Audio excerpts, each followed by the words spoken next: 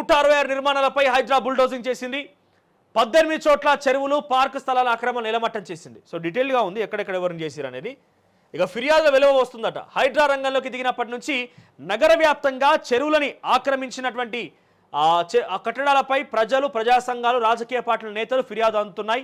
ప్రజాప్రతినిధుల అక్రమ నిర్మాణాలకు సంబంధించి డ్రోన్ చిత్రాలను ఎక్స్లో పోస్ట్ చేసి వాటిని సైతం కూల్చాలని హైడ్రాను కోరుతున్నారు. ఇందులో అన్ని రాజకీయ పార్టీల నేతల నివాసాలు ఉన్నాయి. సో అన్ని రాజకీయ పార్టీలు ఉన్నాయట ఇందులో. డీటెయిల్గా చూస్తే ఏం చేసిరు, ఎట్లా కూల్చేసిరు అనేది. సో ప్రో కబడ్డీ జట్టు యజమాని శ్రీనివాస్ భార్య అనుపమకు చెందినటువంటి కట్టడాలను కూల్చివేశారు. సో డేట్ల వైజ్గా ఉన్నది, ఎక్కడెక్కడ ఏం కూల్చేసి ఇప్పటి వరకు అనేది. ఆగస్టు ఇందాక చూసినాం కదా, జూలై 27న ప్రారంభమైంది ఈ యొక్క వ్యవస్థ.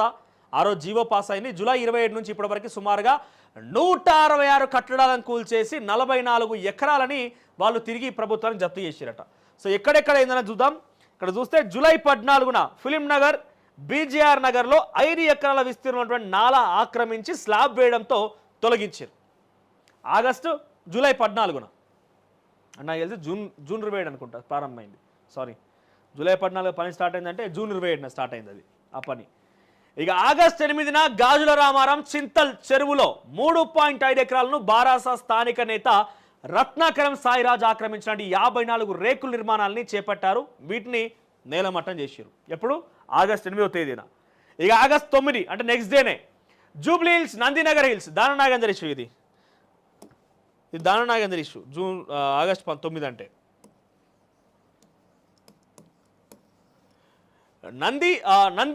నందగిరి హిల్స్ 18 గుంటలే, 18 ఎకరాలు అంటే ఇక్కడ 18 గుంటలే. ఇది 18 గుంటలలో 16 షెడ్లు వేసుకున్నారట.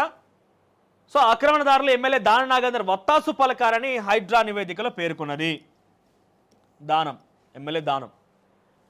ఓకే, ఇవ్వబోతే కింద ఆగస్టు 10వ తేదీన రాజేంద్ర నగర్ బమ్రుద్దీన్ దౌలా చెరువులో 12 ఎకరాల విస్తీర్ణంలో అక్రమ నిర్మాణాలను హైడ్రా కూల్చివేసింది. బహదూర్పుర ఎంఐఎం ఎమ్మెల్యే మహమ్మద్ ముబిన్ ఆక్రమించినటువంటి G+5 12 ఎకరాలు ఆక్రమించిందట. ఇక ఎంఐఎం అసదుద్దీన్ వయసు కోపం రాదా? మరి కోపం వచ్చింది కాబట్టి ఆయన దాంట్లో కూడా పాయింట్ ఉంది. కానీ ఆయన బయటకు వచ్చి ఆగ్రహించిండనంటే పాపం వాళ్ళ ఎమ్మెల్యేకి సంబంధించిన 12 ఎకరాల భూమిని కబ్జా చేస్తే బయటకు తీసిన కోపం రాదా? G+5 వేసిండట. తర్వాత ఇంకొక MLC, MIM party MLC Mirza Rahmat Baig G+2 అట. వీరిద్దరి నిర్మాణాలతో పాటు మరో భవనాన్ని నీలమట్టం చేసింది. ప్రహారీ చుట్టూ ఆక్రమణలు తొలగించి ఇక్కడ ఒకటే చోట 45 నిర్మాణాలను తొలగించారు. అడ్డుకోబోయినటువంటి ఎమ్మెల్యేని అరెస్ట్ చేసిరట. జస్ట్ ఇది కదా అగ్రెసివ్నెస్ కావాల్సింది. ఉత్తనే పేదల దగ్గరికి పోయి మేము పండ్ల షాపులు పెట్టనీయం, రాత్రి బండ్లు పెడితే బండ్లు దోచుకపోతాం, ఇది కాదు. ఇటువంటి పనులు చేయాలి. ఇక ఆగస్టు 14న ప్రగతి నగర్ ఎర్రకుంట చెరువులో 29 గుంటలు అంటే 0.29 అంటే 29 గుంటల ఆక్రమించి కట్టినటువంటి 3 5 అంతస్తుల భవనాలను కూల్చేసారు. ఇక ఆగస్టు 18న ఖానాపూర్లో 8.75 ఎకరాల మేర గండిపేట. అసలు ఇంత ఈజీగా కబ్జా చేస్తారంటే దీని వెనుక అధికారుల హస్తం డెఫినెట్గా ఉంటుంది. ఇక్కడ చూడుర్రి, 12 ఎకరాలు, ఇక్కడ 3 ఎకరాలున్నర, తర్వాత ఇక్కడ 5 ఎకరాలు, ఇదంతా 44 ఎకరాలు అని అంటే ఇక్కడ నిర్మాణాలు చేపట్టినప్పుడు వాళ్ళకు ఒక ఇంజనీరింగ్కి సంబంధించి ప్లానింగ్ ఉంటుంది. దానికి కంపల్సరీగా జిహెచ్ఎంసీ అప్రూవల్ కావాలి. అక్కడ కన్స్ట్రక్షన్కి అన్ని రకాల టౌన్ ప్లానింగ్ ఉంటుంది. వీళ్ళందరూ పోయి సహకరిస్తేనే కదా ఈ నిర్మాణాలు చేపట్టింది. హైడ్రాని ఇంకొక విషయం ప్రజల ద్వారా కోరుకుంటున్న అంశం ఏంటంటే, మీరు చేస్తున్న పనికి సెల్యూట్, హ్యాట్స్ ఆఫ్. కానీ దీనికి పర్మిషన్ ఇచ్చింది ఒక అధికారే కదా. దీనికి పర్మిషన్ ఎవరు ఇచ్చి? అధికారే కదా. అధికారిని బయటికి పట్టుకురారు. గతంలో వీళ్ళకి ఇచ్చిన పర్మిషన్ మీద ఎవరు సంతకం చేసి అని బయటికి పట్టుకురండి. వాళ్ళు ఎంత డబ్బులు తీసుకున్నారు, వాళ్ళ కథ మొత్తం బయటకు వస్తుంది. మీరే తప్పు చేసి మీరే సరి చేస్తారంటే ఒప్పుకోరు. ఇక్కడ ఆ తప్పు కారణం మీరే, అధికారులే. టౌన్ ప్లానింగ్ అధికారులా, జిహెచ్ఎంసీ అధికారులా, లేకపోతే ఇంకెవరైనా ఉన్నారా? వారందరూ వెలిగిరియండి. ఫస్ట్ వాళ్ళ విషయాలు బయటికి పట్టుకురండి. వాళ్ళు బయటకు వస్తే పూర్తి సంబంధించిన అంశం బయటకు వస్తుంది కదా. 12 ఎకరాలు జాగా కబ్జా అవుతుంది అంటే జిహెచ్ఎంసీ ఏం చేస్తున్నట్టు, టౌన్ ప్లానింగ్ అధికారులు ఏం చేస్తున్నారు? మీరు అసలు పర్మిషన్ ఎట్లా ఇచ్చారు? ఫస్ట్ ఆ భూమిలో ఈ కన్స్ట్రక్షన్ G+5 G+2 కట్టుకోవడానికి ఎట్లా అనుమతి ఇచ్చారు? మీరు అనుమతి ఎట్లా శాంక్షన్ చేశారు? ఎందుకనంటే టేబుల్ కింద చేయి వేయింది, సీల్ కవర్లో పైసలు వచ్చినాయి, అంతే కదా. అధికారులు పర్మిషన్ ఇస్తే కన్స్ట్రక్షన్ జరిగింది కదా. మరి అధికారులు ఎందుకు ప్రశ్నించారు? అధికారులు ఎందుకు బయటికి తీసుకురారు? ఇక్కడ వీరెంత అయితే అక్రమానికి పాల్పడి కబ్జా చేసి కట్టుకున్నారో ఇదే స్థాయిలో అధికారుల హస్తం కూడా ఉన్నది. ఫస్ట్ వాటిని కూడా వెలికి తీయాలి. ఇకపోతే ఖానాపూర్లో 8.75 ఎకరాల మేర గండిపేట చెరువును కబ్జా చేసినటువంటి 14 నిర్మాణాలు నిలమట్టం చేసిరు. చిలుకూరులో ఉస్మాన్ సాగర్ 6.5 ఎకరాల్లో కట్టినటువంటి 10 నిర్మాణాలు కూల్చివేశారు. గండిపేట చెరువుని ఆక్రమించిన కాంగ్రెస్ నాయకుడు పల్లం రాజు సోదరుడు పల్లం ఆనంద్ ఓఆర్ఓ స్పోర్ట్స్ అట. కావేరీ సీట్స్ యజమాని జివి భాస్కర్ రావు, మంతరి నుంచి భాజపా ఎమ్మెల్యేగా పోటీ చేసినటువంటి సునీల్ రెడ్డి, మంతరి ఎమ్మెల్యేగా పోటీ చేసిన సునీల్ రెడ్డి ఉన్నట్టు ఇలా ఇల్లు ఎక్కడ ఈ 8 ఎకరాలల్లా ఉస్మాన్ సాగర్ దగ్గర. ప్రో కబడ్డీ జట్టు యజమాని శ్రీనివాస్ భార్య అనుపమ నిర్మాణాలు చేపట్టారు. వీటిని బుల్డోజర్లతో నేలమట్టం చేశారు అధికారులు.